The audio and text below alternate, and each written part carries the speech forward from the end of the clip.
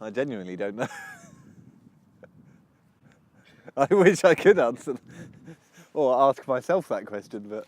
I don't know why you do it. No, I never have. Pretty major part of our lives, and neither of us understand No. it. One day maybe we'll figure it out. That's why we need to keep doing more adventures, so that one day we'll figure it all out. So on New Year's Eve, we decided to drive to Dartmoor to go climbing and then have a little bit of a New Year's adventure at midnight in the rain and the wind and the cold. So I broke my foot quite badly last winter, didn't walk for like 5 months, couldn't do much, so I haven't been out climbing like at all. So New Year's Eve was my first trip outdoors, like on real rock, doing some climbing, which was pretty fun. I have mostly been sitting around on my arse, not doing much at all. We went to Dartmoor 2 years ago? Yeah, like quite a long time ago.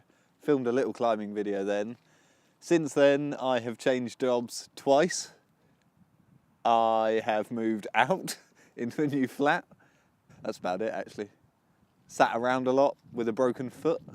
We were on top form in terms of trip organisation, including no matches for the cooker, no cutlery for the cooked food that we didn't have matches for, and Tony forgot to bring a sleeping bag to sleep in the very cold car on very cold Dartmoor in the middle of winter.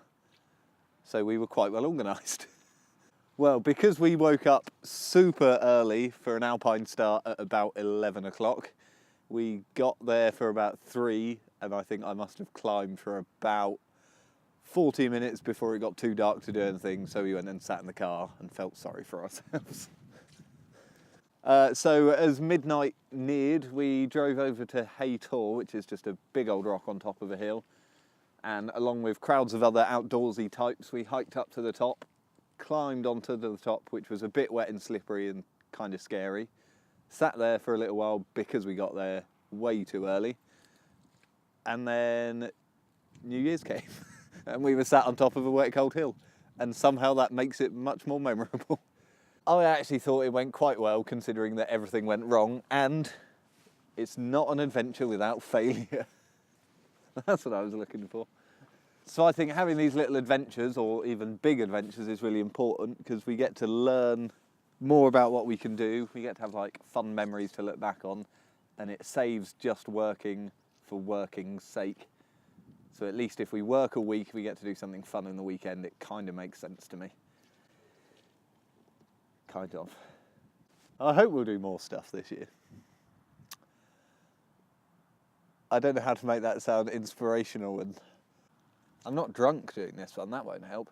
Well, the fact that we didn't really do much in 2016, but on New Year's we managed to get out and have a proper adventure, I think means that hopefully this year we'll actually get around to doing more and having a bit more fun with this really noisy car. I'm a wet arse. Yeah.